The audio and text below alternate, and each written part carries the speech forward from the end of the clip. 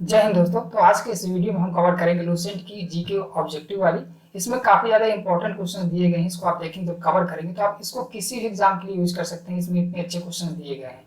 हम देखते हैं पहले इसमें सबसे पहले देखते हैं इसकी जो इंडेक्स है उसके बारे में समझते हैं, क्योंकि इंडेक्स को अगर आप समझ लेंगे तो आपको आइडिया लग जाएगा किस किस एग्जाम के लिए इसके क्वेश्चन इंपॉर्टेंट हो सकते हैं। ठीक है, तो सबसे पहले इसमें जो अलग अलग सेगमेंट दिए गए हैं, तो पहला सेगमेंट है हमारा हिस्ट्री का। तो हिस्ट्री हम पहले कवर करेंगे, उसके बाद हम पॉलिटी, इसके बाद ज्योग्राफी, उसके अलावा इकोनॉमिक्स और साइंस वगैरह फिर कवर करेंगे। ठीक है, तो पहले हम समझ लेते हैं कि इसमें जो इसके पार्ट दिए गए हैं, इसमें हिस्ट्री के जो अलग अलग सेगमेंट दिए गए हैं, तो इसमें भी हिस्ट्री के अलग अलग जो सेगमेंट है, तो पहला है हमारा प्राचीन भारतीय इतिहास, दूसरा है मध्यकालीन भारतीय इतिहास और तीसरा है हमारा आधुनिक भारतीय इतिहास। इसके टोटल लगभग 3000 क्वेश्चन होंगे जो कि हम पूरी सीरीज में कवर करेंगे। इसलिए आप पूरा पेशेंस बनाए रखिएगा, ताकि आप पूरी सीरीज अगर कवर कर लें तो आपको हिस्ट्री से संबंधित जितने भी क्वेश्चन हो सकते हैं वो आप सारे कवर कर लें। ठीक है, किसी भी एग्जाम में, चाहे वो एसएससी लेवल के एग्जाम हो या यूपी ट्रिपल हो, यूपी लेवल के कोई भी वनडे एग्जाम हो, इनफैक्ट आप पीसीएस लेवल के भी क्वेश्चन इसमें आप देखेंगे, उनको भी अच्छी क्वालिटी के देखेंगे। ठीक है, तो चलिए देखते हैं। सबसे पहले हम समझ लेते हैं इसमें कैसे कैसे क्वेश्चन आपको देखने को मिलेंगे। तो स्टार्टिंग करते हैं पहले चैप्टर से। तो इसका जो पहला चैप्टर है यह है भारतीय इतिहास का, और हड़प्पा या सिंधु सभ्यता के नाम से हम जानते हैं। तो चलिए पहले क्वेश्चन से स्टार्ट करते हैं। पहला क्वेश्चन है हमारा, हड़प्पा सभ्यता का सर्वाधिक मान्यता प्राप्त काल क्या था। तो इसमें दो लोगों को हमें याद रखना है। पहला है मार्टिमर व्हीलर, जिन्होंने 2500 लेकर 1500 ईसा पूर्व तक का काल दिया था, यानी बीसी तक, 2500 बीसी से लेकर 1500 बीसी तक का काल दिया था। और दूसरे थे हमारे डीपी अग्रवाल, जिन्होंने 2350 से लेकर 1750 तक का काल दिया था। तो अब इन दोनों को मिक्स करते हुए इसकी जो उच्चतम सीमा है 2500 ईसा पूर्व और जो निम्नतम सीमा है डीपी अग्रवाल की 1750 ईसा पूर्व, इन दोनों को मिलाकर ही 2500 से लेकर 1750 तक का काल दिया गया है। और ये इतिहासकारों के बीच में सबसे मान्यता प्राप्त काल है। तो इसका जो ऑप्शन है वो भी सही हो जाएगा, करेक्ट है बिल्कुल, 2500 से लेकर 1750 ईसा पूर्व तक। नेक्स्ट क्वेश्चन है हमारा, सिंधु घाटी की सभ्यता निम्नलिखित में से किस सभ्यता के समकालीन नहीं थी। तो इसमें मिस्र की सभ्यता, चीन की सभ्यता, मेसोपोटामिया की सभ्यता और ग्रीक की सभ्यता, यानी जिसे हम ग्रीस की सभ्यता भी कहते हैं। तो इसको आप समझेंगे, इसमें 1500 ईसा पूर्व तक यानी 1500 बीसी का काल था इसका जब ये स्टार्ट होती है। तो सीधा सा मतलब है कि ये इसके बाद ही स्टार्ट होती है, या जब ये समाप्त होने वाली थी सिंधु घाटी सभ्यता, तभी इसका प्रारंभ स्टार्ट होता है। ठीक है, तो ये सभ्यता तो बिल्कुल भी नहीं हो सकती, इसलिए इसका राइट आंसर डी हो जाएगा। नेक्स्ट क्वेश्चन हमारा, सिंधु घाटी की सभ्यता कहाँ तक विस्तृत थी। तो इसको अगर आप ध्यान से देखेंगे तो दिल्ली में सिंधु घाटी सभ्यता के कोई भी साक्ष्य नहीं मिले हैं। इसके अलावा बंगाल, बिहार, उड़ीसा और यहाँ भी सिंधु घाटी सभ्यता के साक्ष्य नहीं मिले हैं। इसके अलावा तीसरे वाले ऑप्शन में भी उड़ीसा एवं बंगाल दिया हुआ है, तो ये भी नहीं हो जाएगा, यानी ये तीनों ऑप्शन आपके गलत हो जाएंगे और जो चौथा ऑप्शन है वो हमारा करेक्ट हो जाएगा। इसमें आप देखेंगे पंजाब है, राजस्थान है, गुजरात है, उत्तर प्रदेश है, हरियाणा है, सिंध एवं बलूचिस्तान है। तो राइट आंसर डी हो जाएगा। नेक्स्ट क्वेश्चन है हमारा, सिंधु घाटी की सभ्यता में घोड़े के अवशेष कहाँ से मिले हैं। तो घोड़े के अवशेष हमें सूरकोटदा से मिले हैं। अब सूरकोटदा पड़ता कहाँ है, कि गुजरात में पड़ता है, बनवाली हमारा हरियाणा में पड़ता है, मांडा जम्मू कश्मीर में, कालीबंगा राजस्थान में पड़ता है। ठीक है, तो सूरकोटदा जहाँ से हमें घोड़े के अवशेष मिले हैं ये गुजरात में पड़ता है। गुजरात को अगर आप देखेंगे तो गुजरात की कुछ संरचना ऐसी करके है, जो अगर आपने देखी होगी नक्शे में ऐसे करके। तो जो ये वाला हमारा क्षेत्र, ये खंभात की खाड़ी का क्षेत्र कहलाता है, और ये वाला क्षेत्र हमारा कच्छ की खाड़ी का क्षेत्र कहलाता है। तो यहाँ हमारे सूरकोटदा यहीं पड़ता है, सूरकोटदा यहीं पड़ता है और धौलावीरा यहीं पड़ता है।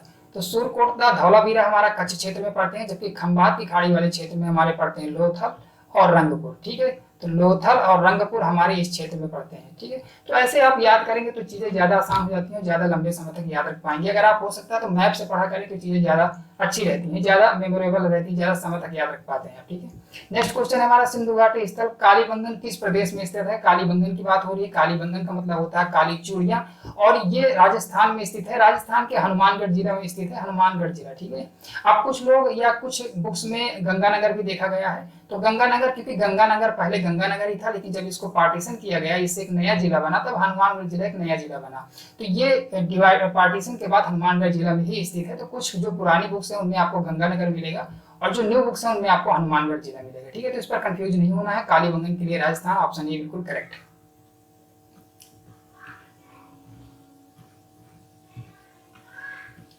नेक्स्ट क्वेश्चन है हमारा, निम्नलिखित में से किस पदार्थ का उपयोग हड़प्पा काल की मोहरों या मुद्राओं के निर्माण के लिए मुख्य रूप से प्रयुक्त किया जाता था।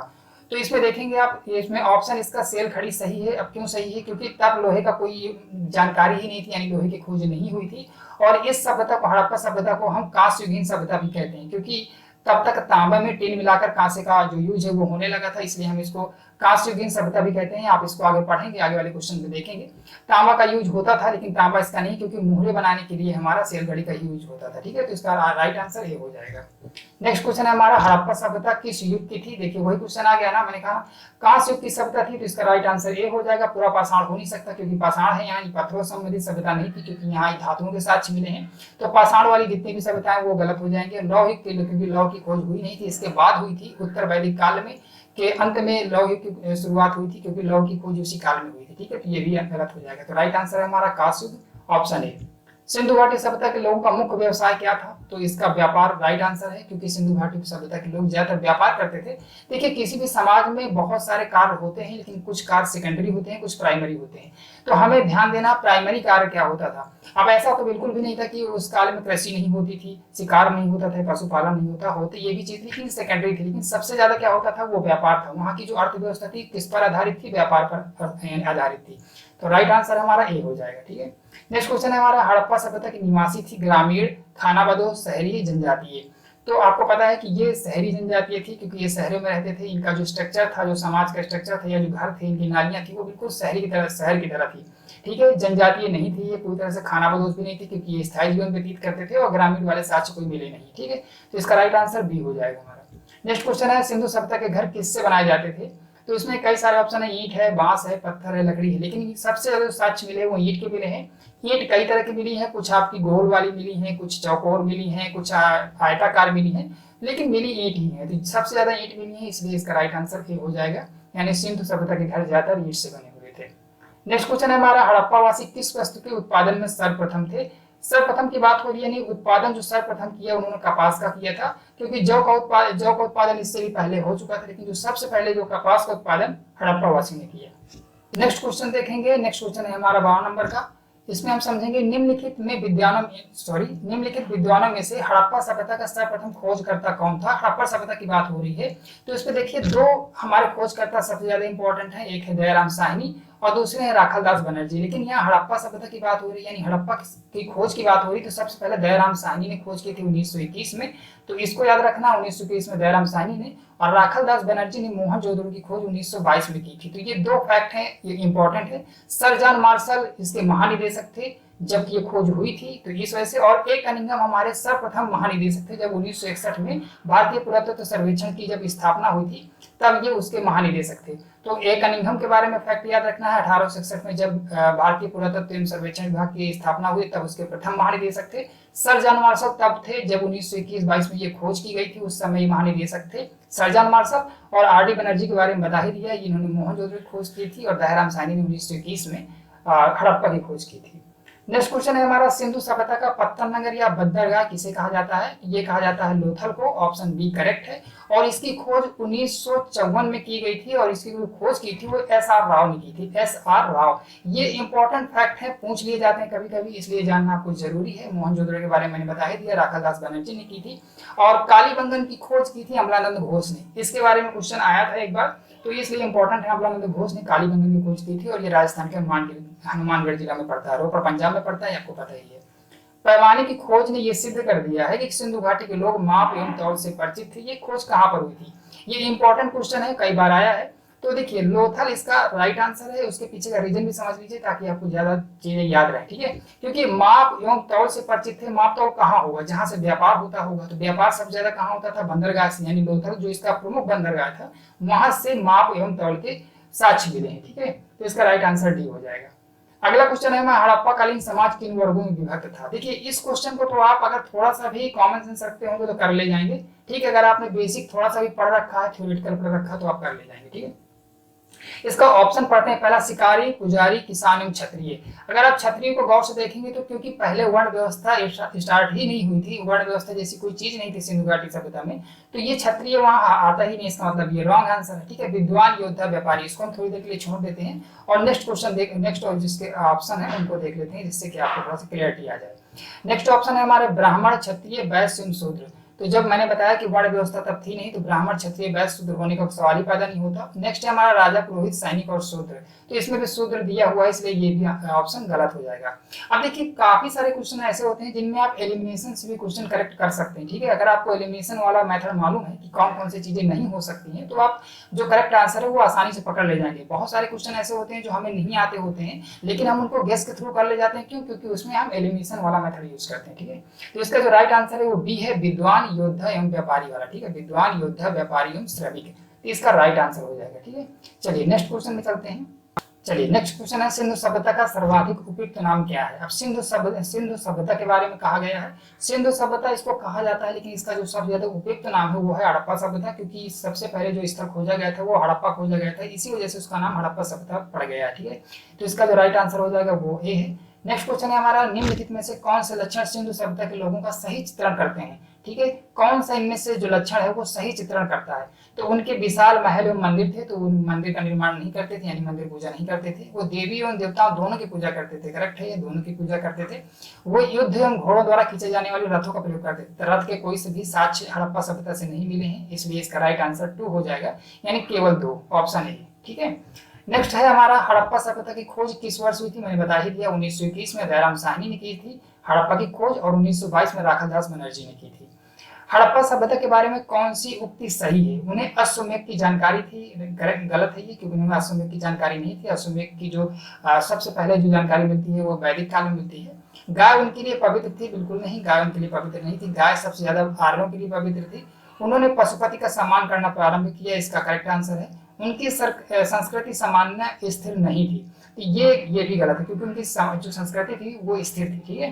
तो ये राइट आंसर सी हो जाएगा हमारा। नेक्स्ट है हमारा, हड़प्पा के लोगों को सामाजिक पद्धति थी उचित समतावादी, दास श्रमिक आधारित। जैसे कि मैंने बताया कि आप एलिमिनेशन से भी क्वेश्चन सही कर सकते हैं। तब दास प्रथा नहीं थी, तो ये इसका आंसर रॉन्ग हो जाएगा। जाति आधारित, जाति जैसी वर्ण व्यवस्था जैसी कोई चीज नहीं थी उस समय। वर्ण आधारित वर्ण व्यवस्था भी नहीं थी, तो राइट आंसर हमारा उचित समतावादी हो जाएगा, यानी जिसके पास जितनी संपत्ति होती थी, जितनी इसकी पूंजी होती थी, तो एक उचित समतावादी थी, यानी थोड़ा बहुत भेदभाव था, लेकिन वो आर्थिक आधार पर था, ठीक है। तो इसका राइट आंसर हमारा ए हो जाएगा, उचित समतावादी।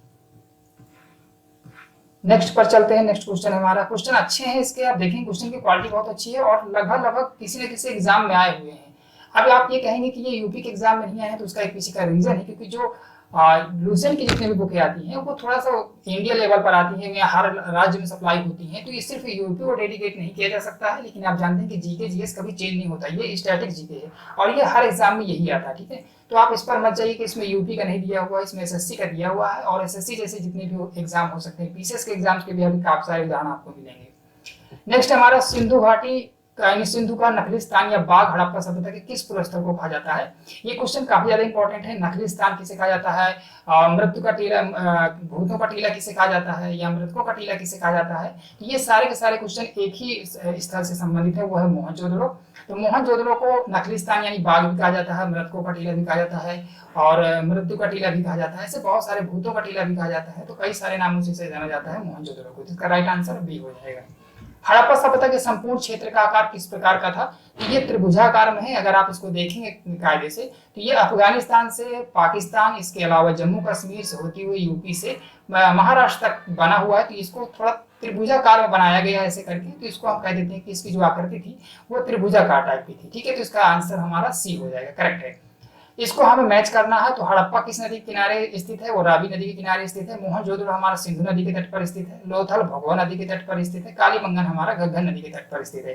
हड़प्पा जैसा कि मैं बता चुका हूँ कि ये पंजाब प्रांत में स्थित है, पाकिस्तान वाले में। मोहनजोदड़ो सिंध प्रांत में स्थित है। लोथल हमारा गुजरात में स्थित है। कालीबंगा हमारा राजस्थान में स्थित है। तो इसका राइट आंसर 1, 2, 3, 4 हो जाएगा, यानी ऑप्शन ए करेक्ट है। हड़प्पा सभ्यता के अंतर्गत हल से जोते गए खेत का साक्ष्य कहाँ मिलता है? हल से जोते गए साक्ष्य की बात हो रही है, तो ये मिलता है हमारा कालीबंगन में। अब इसमें देखिए कंफ्यूजन आपको हो सकता है, क्योंकि हल से जोते गए साक्ष्य के मतलब जोते गए खेत का साक्ष्य हमें कालीबंगा से मिलता है, जबकि मिट्टी से, पकी मिट्टी के बने हुए हल का साक्ष्य हमें बनवाली से मिलता है। तो इस चीज में कंफ्यूज नहीं होना है। जो हल का साक्ष्य मिलता है, मिट्टी का हल यानी पकी हुई मिट्टी के हल के साक्ष्य जो मिलते हैं वो बनवाली से मिलते हैं, लेकिन जुते हुए खेत के जो साक्ष्य मिलते हैं वो हमें कालीबंगा से मिलते हैं। तो इस पर कंफ्यूजन आपको हो सकता है, तो इस पर आपको इंपॉर्टेंट का टिक मार्क कर लेना है ताकि आप इसको दोबारा रिवाइज कर सकें, ठीक है। इसकी पीडीएफ मैं अपने टेलीग्राम चैनल पर डाल दूंगा, तो आप टेलीग्राम चैनल से इसको डाउनलोड कर लीजिएगा और पीडीएफ आपको इसी तरह मिलती रहेंगे रेगुलर वीडियोज की। नेक्स्ट है सिंधु सभ्यता की ईंटों का अलंकरण किस स्थान से मिलता है। ठीक है, ईंटों के अलंकरण की बात हो रही है तो जो सबसे फेमस स्थल है हमारा मोहनजोदड़ो, वहां से ये ईंटों का अलंकरण मिलता है और सबसे ज्यादा जो बड़ी इमारतें हैं वहीं से हमें प्राप्त हुई है, तो इसका राइट आंसर हमारा सी हो जाएगा। नेक्स्ट है मोहनजोदड़ो कहाँ स्थित है, मैंने पहले ही बताया कि ये सिंध प्रांत लड़काना जिला में स्थित है पंजाब में, तो इसका राइट आंसर बी हो जाएगा।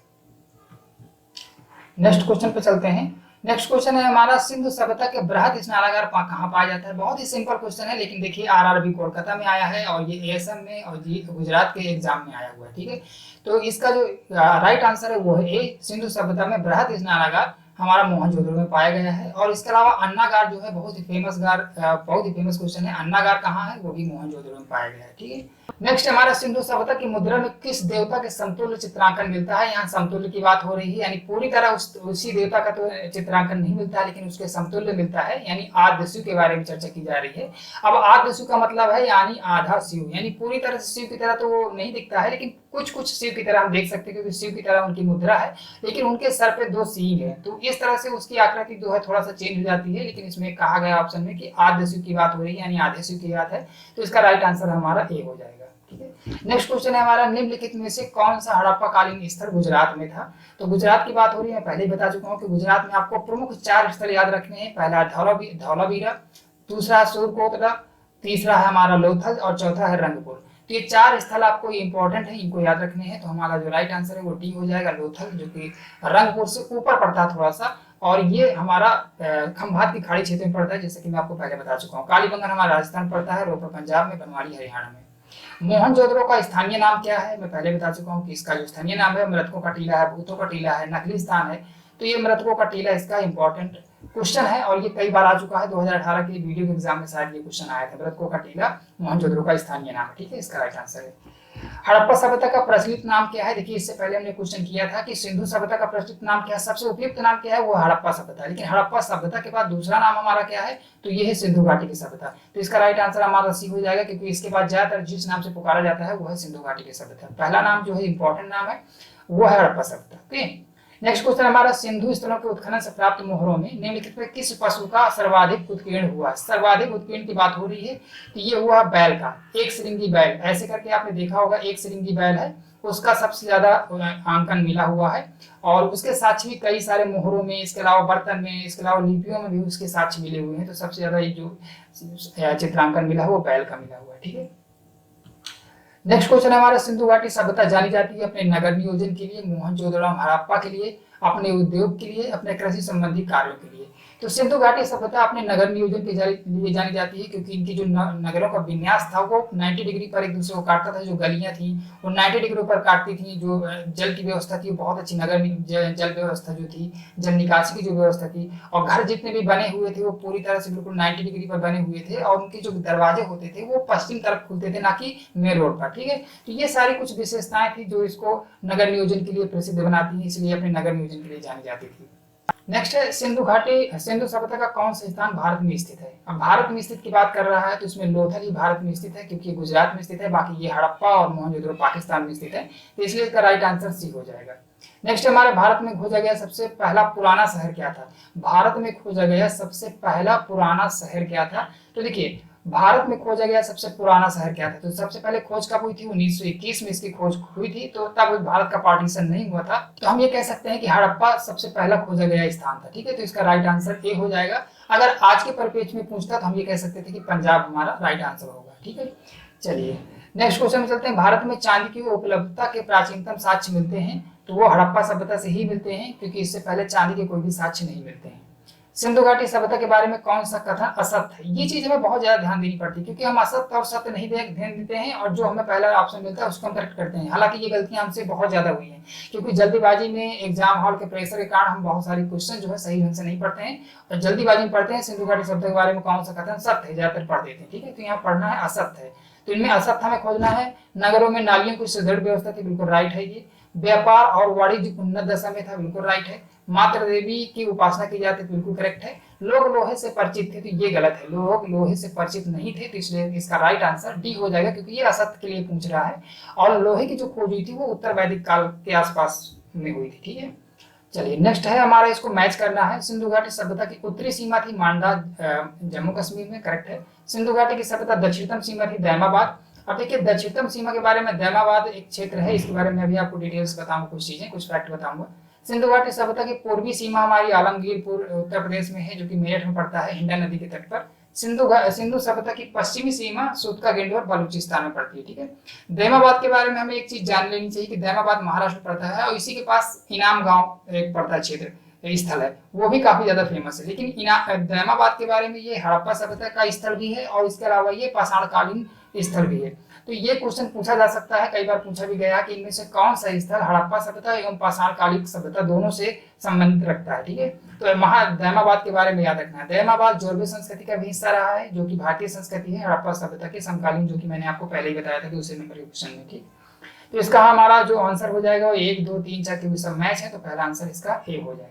नेक्स्ट है हमारा, मांडा किस नदी के किनारे स्थित है। देखिए मांडा की बात हो रही है, मांडा मैंने आपको पहले से बताया कि मांडा सबसे उत्तरतम बिंदु था हड़प्पा सभ्यता का, जो कि जम्मू कश्मीर में पड़ता है। तो मांडा के बारे में हम फैक्ट जानेंगे। तो ये सिंधु नदी तंत्र आपने पढ़ा होगा, सिंधु नदी तंत्र की 6 नदियां हैं। तो सिंधु, झेलम, चिनाब, रावी, ब्यास, सतलज, तो ये 6 नदियां हैं। तो इनमें जो चिनाब नदी है उसके तट के किनारे पड़ता है मांडा, ठीक है। तो मांडा इसलिए फेमस है क्योंकि ये सबसे उत्तर सबसे उत्तरतम स्थल है सिंधु घाटी सभ्यता का, ओके। तो इस वजह से इसका राइट आंसर ए हो जाएगा, ये चिनाब नदी के तट पर पड़ता है, ठीक है।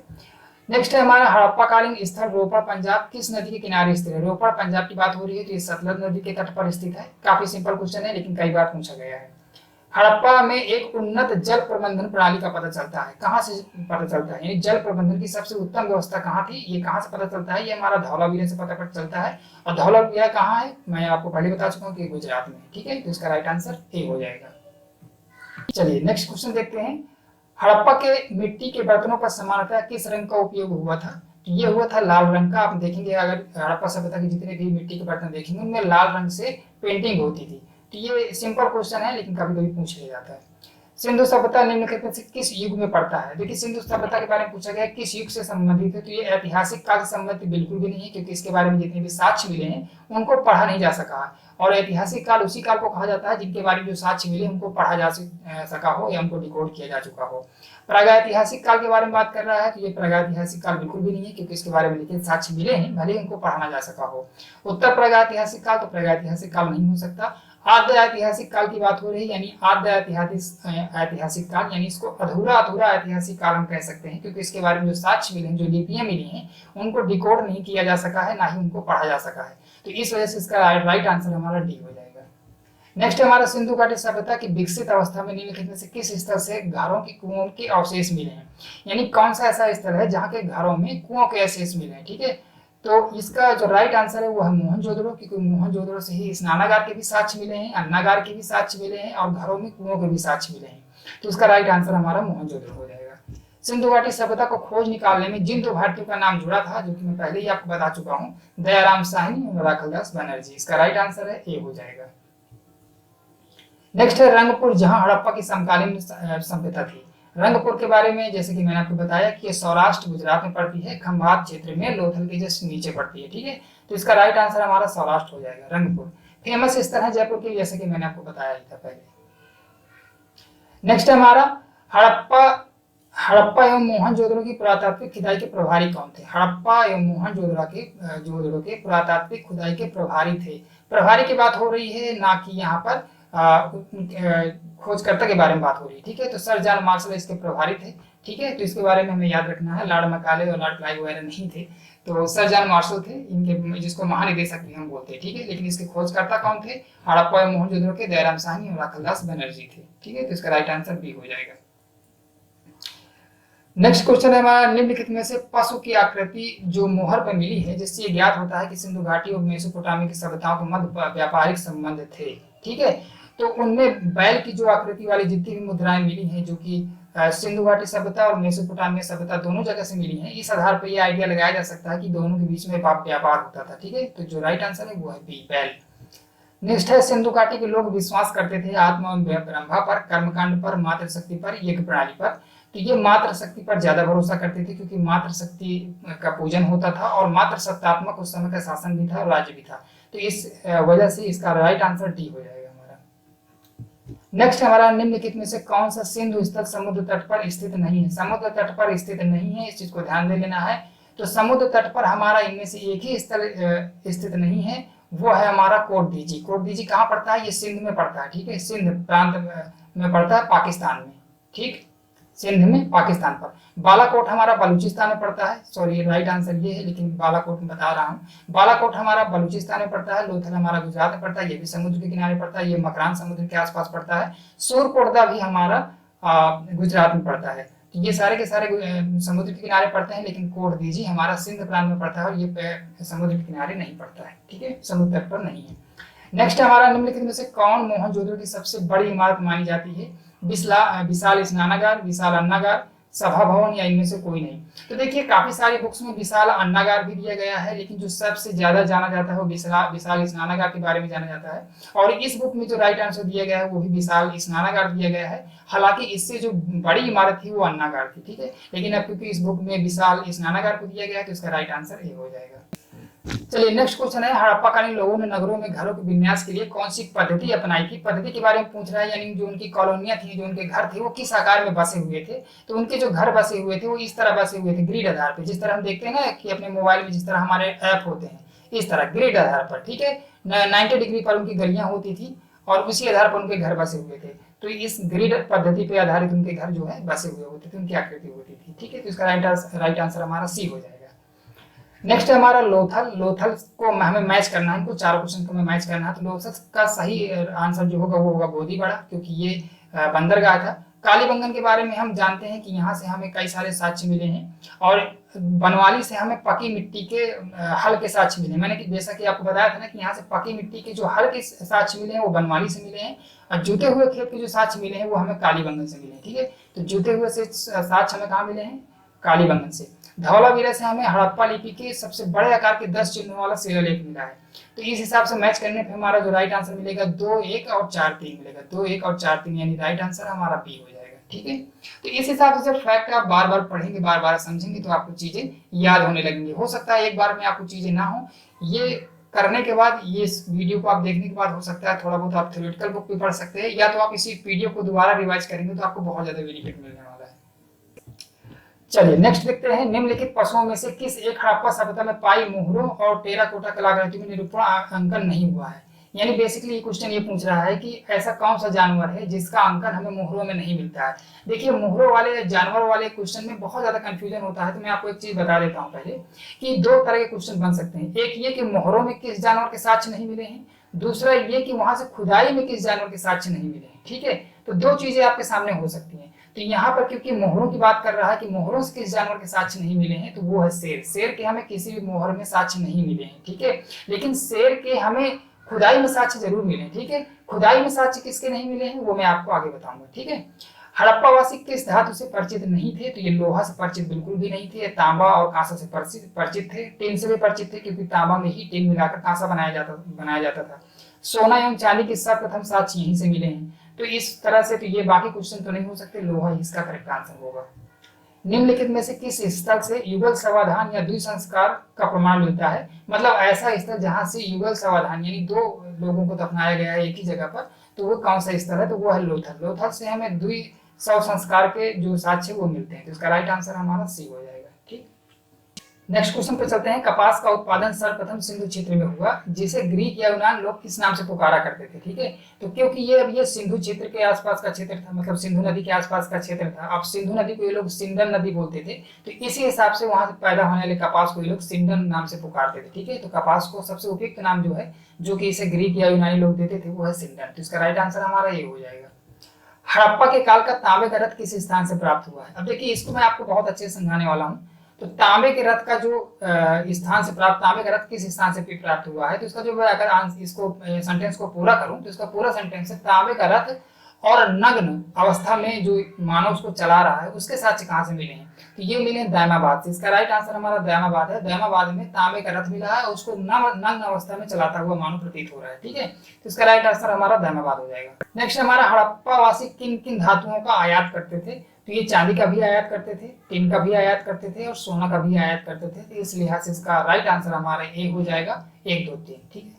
हड़प्पावासी लाजवर्द, लाजवर्द एक सामग्री है जो कि भवन निर्माण के लिए यूज की जाती थी। तो इसे कहाँ से आयात करते थे? तो इसे हिंदू कुश क्षेत्र बदख्शा से आयात करते थे। तो इसका राइट आंसर हमारा ए हो जाएगा। ठीक है, हिंदू कुश आप जानते होंगे, अफगानिस्तान के आसपास क्षेत्र हिंदू कुश पर्वत आपने सुना होगा, वहीं से इसको आयात किया जाता था। अफगानिस्तान स्थित सिंधु सभ्यता संबंधित स्थल है, ये बहुत इंपॉर्टेंट क्वेश्चन है, इसको मैं इंपॉर्टेंट टिक मार्क कर रहा हूँ, इसको जरूर दोबारा रिवाइज करिएगा। अफगानिस्तान से सिर्फ 2 ही स्थल पाए गए हैं जो कि सिंधु सभ्यता से संबंध रखते हैं। उनमें पहला है मुंडीगाक, दूसरा है सुरतोगोई। ये 2 ही स्थल वहां से पाए गए हैं, मुंडीगाक और सुरतोगोई। तो इसका राइट आंसर हमारा सी हो जाता है, ऑप्शन ए और बी दोनों। ठीक है, तो ये 2 आपको स्थल जरूर याद रखना है, अफगानिस्तान से इन्हीं के बारे में क्वेश्चन पूछा जाता है। कौन कौन से नगर सिंधु सभ्यता के बंदरगाह नगर थे? ठीक है, तो इसमें लोथल, सोटका, गंडोर, जितने भी नगर समुद्र के किनारे थे वो सभी बंदरगाह थे। ठीक है, तो ये सारे के सारे जितने भी स्थल हैं वो सभी के सभी, लोथल गुजरात में पड़ता है, बालाकोट हमारा बलूचिस्तान पड़ता है। ये बालाकोट जम्मू कश्मीर वाले की बात नहीं हो रही, ठीक है, बालाकोट की बलूचिस्तान में भी पड़ता है। और कुंतासी और अल्लाहदीनू ये सभी के सभी समुद्र किनारे पड़ते हैं। ठीक है, तो ये सभी के सभी हमारे बंदरगाह स्थल है। तो राइट आंसर हमारा हो जाएगा इनमें से सभी। नेक्स्ट है हमारा मोहनजोदड़ो से प्राप्त पशुपति शिव, आद्य शिव। आद्य शिव का मतलब मैं आपको बता ही चुका हूँ, आधे शिव। मोहर में किन किन जानवरों का अंकन हुआ है? ठीक है, किन किन जानवरों का अंकन हुआ है? ठीक है, तो इसके बारे में इसका राइट आंसर हमारा इनमें से सभी, क्योंकि बाघ का भी हुआ है, हाथी का भी हुआ है, गैंडा, भैंसा, हिरण, इन सबके साक्ष्य उसमें मिलते हैं। ठीक है, शेर का नहीं हुआ है, जो कि मैं पहले आपको बता चुका हूँ। किस हड़प्पाकालीन स्थल से नृत्य मुद्रा वाली स्त्री कांस्य मूर्ति प्राप्त हुई है? नृत्य मुद्रा की बात हो रही है कि नृत्य मुद्रा का मतलब नृत्य मुद्रा वाली स्त्री कहां से प्राप्त हुई है? तो ये प्राप्त हुई है मोहनजोदड़ो से। मोहनजोदड़ो से ही ये कांस्य की मूर्ति प्राप्त हुई है, नृत्य मुद्रा वाली। ठीक है, राइट आंसर इसका ए हो जाएगा। नेक्स्ट हमारा, किस हड़प्पाकालीन स्थल से पुजारी की प्रस्तर मूर्ति प्राप्त हुई है? प्रस्तर मूर्ति का मतलब होता है पत्थर से बनी हुई मूर्ति, तो ये प्राप्त हुई है हड़प्पा से। तो इसका राइट आंसर हमारा ए हो जाएगा। नेक्स्ट है, किस सिंधुकालीन स्थल से एक ईंट पर बिल्ली का पीछा करते हुए कुत्ते के पंजों के निशान वाले मिले हैं? तो एक स्थल है जहां से एक ईंट में एक बिल्ली कुत्ते का मतलब एक कुत्ता एक बिल्ली का पीछा करते हुए दिखाया गया है, उसके पंजे मिले हैं। तो ये कहां से मिले? चनहुदड़ो से। अब चनहुदड़ो कहां पड़ता है इसको आपको गेस करना, बताना। ठीक है, ऑप्शन में जरूर बताइए, सॉरी कमेंट में जरूर बताइए कि आपको पता है कि नहीं पता। ठीक है, अगर आपको नहीं पता तो बता देता हूँ, ये सेम में पड़ता है। ठीक है, किस हड़प्पाकालीन स्थल से प्राप्त जार पर चोंच में मछली दबाए? क्या कह रहा है? चोंच में मछली दबाए चिड़िया एवं पेड़ के नीचे खड़ी लोमड़ी का चित्रांकन मिलता है, जो कि पंचतंत्र की लोमड़ी की कहानी के सदृश है। ये इस तरह का एक स्थल है जहां से इस तरह के साक्ष्य मिले हैं, तो वो है लोथल। अब देखिए इसको याद कैसे रखेंगे आप मछली से याद रखिएगा कि मछली मिली है, तो इसका मतलब है कि मछली कहाँ से मिली होगी? समुद्र के किनारे मिली होगी। ठीक है, तो उसमें आपको लोथल याद रखना, जो भारतीय क्षेत्र है वो लोथल ही पड़ता है समुद्र के किनारे। ठीक है, रंगपुर भी पड़ता है लेकिन लोथल ज्यादा फेमस है, गोदीवाड़ा भी है। तो यहाँ से मछली को दबाए हुए चिड़िया के साथ मिले हुए हैं, इसको इस तरह से आपको याद रखना है। ठीक है, नेक्स्ट क्वेश्चन है हमारा, स्वतंत्रोत्तर भारत में सबसे अधिक संख्या में हड़प्पयोगी स्थलों की खोज किस प्रांत में हुई है? यानी ये पूछ रहा है कि स्वतंत्रता के बाद भारत में कौन सा ऐसा राज्य है जहां से सबसे ज्यादा हड़प्पाकालीन स्थलों की खोज हुई है? तो वो है गुजरात। गुजरात से सबसे ज्यादा स्थलों की खोज हुई है। निम्नलिखित में से कौन सी फसल हड़प्पाकालीन लोगों का मुख्य खाद्यान्न नहीं थी? इसमें यह पूछ रहा है कि मुख्य खाद्यान्न नहीं थी, ऐसा नहीं था कि इसके साक्ष्य नहीं मिले हैं, लेकिन ये मुख्य खाद्यान्न नहीं थी। तो बाकी गेहूं भी मुख्य खाद्यान्न थी, दालें भी मुख्य खाद्यान्न थी, जौ भी मुख्य खाद्यान्न थी, लेकिन चावल इसका मुख्य खाद्यान्न नहीं था, ये सेकेंडरी था। ठीक है, नेक्स्ट है हमारा, हड़प्पा एवं मोहनजोदड़ो अब विलुप्त हो गए हैं, ये राइट है। दूसरा है वो उत्खनन के दौरान प्रकट हुए थे। तो ये कथन एवं कारण बताना है। तो इसका जो ए और आर दोनों सही है, लेकिन आर और ए का सही स्पष्टीकरण भी है। ठीक है, तो इसका जो राइट आंसर है वो ए हो जाएगा। ये प्रमुख लौकिक सत्ता थी तथा उसमें धार्मिक तत्व यद्यपि उपस्थित था, वर्चस्वशाली नहीं था। तो कहने का मतलब ये है कि ये एक लौकिक सत्ता थी, इसमें धर्म के भी तत्व मिलते हैं, लेकिन धर्म सर्वोपरि नहीं था। यानी ऐसा नहीं था कि धर्म के ऊपर कुछ भी ना हो। ठीक है, धर्म इतना हावी या प्रभावी नहीं था। तो ये सही करेक्ट है। इसके अलावा उस काल में भारत में कपास से वस्त्र बनाए जाते थे, ये भी करेक्ट है, क्योंकि कपास की खेती सिंधु घाटी सभ्यता के लोगों ने ही सर्वप्रथम प्रारंभ की थी और वहाँ कपास से ही वस्त्र बनाए जाते थे। तो इसके दोनों सही है, एक और दो दोनों सही है। इसका राइट आंसर सी हो जाएगा। ठीक है, नेक्स्ट क्वेश्चन है हमारा, इसको हमें मैच करना है। मांडा हमारा जम्मू कश्मीर में पड़ता है, इसको ऐसे मैच करना है। दैमाबाद हमारा महाराष्ट्र में पड़ता है, कालीबंगन हमारा राजस्थान में पड़ता है, राखीगढ़ी हमारा हरियाणा में पड़ता है। ठीक है, इसको ऐसे मैच कर लेना है। तो इसका जो कैसे मैच किया आपने, 3 4 और 1 2, 3 4 1 2, इसका राइट आंसर हमारा सी हो जाएगा। ठीक है, नेक्स्ट हमारा, हड़प्पाकालीन स्थलों में अभी तक किस धातु की प्राप्ति नहीं हुई है? लोहे की प्राप्ति नहीं हुई है, ये मैं पहले भी आपको बता चुका हूँ। किस पशु के अवशेष सिंधु घाटी सभ्यता में प्राप्त नहीं हुए? आप देखिए यहाँ मोहरों की बात नहीं हो रही है। ठीक है, आप समझ सकते हैं, यहाँ मोहरों की बात नहीं हो रही है। यहाँ किसकी बात हो रही है? यहाँ बात हो रही है कि सिंधु घाटी सभ्यता से किसके अवशेष नहीं मिले हैं, तो ये मिले हैं, इसके लिए आपको आंसर है गाय, यानी गाय के अवशेष आपको वहां से नहीं मिले, तो इसका राइट आंसर हमारा सी हो जाएगा। ठीक है, नेक्स्ट क्वेश्चन है हमारा, चंद्रहुदड़ो के उत्खनन का निर्देशन किया था। अब चंद्रहुदड़ो मैंने जैसे कि आपको बता ही दिया कि सिंध प्रांत में पड़ता है, मोहनजोदड़ो के आसपास, तो इसका जो निर्देशन किया था वो किया था जे.एच. माइके ने, तो इसका राइट आंसर हमारा ए हो जाएगा। ठीक है, ये भी इंपॉर्टेंट है। काफी सारे ऐसे स्थल हैं जैसे कि हड़प्पा हो गया, मोहनजोदड़ो हो गया, चंद्रहुदड़ो हो गया, श्वेतका गुंडोर हो गया। अब जैसे कई सारे स्थल हैं जो एक तरह के दिखते हैं, तो आपको हो सकता है याद करने में आपको प्रॉब्लम हो, जैसे कि सूतका गेंडोर, तो सूतका गेंडोर जो हमारा पड़ता है सूतका गेंडोर, ठीक है, तो ये पड़ता है हमारा बलूचिस्तान में। एक है कोट दीजी, ठीक है, ये पड़ता है हमारा सिंध में।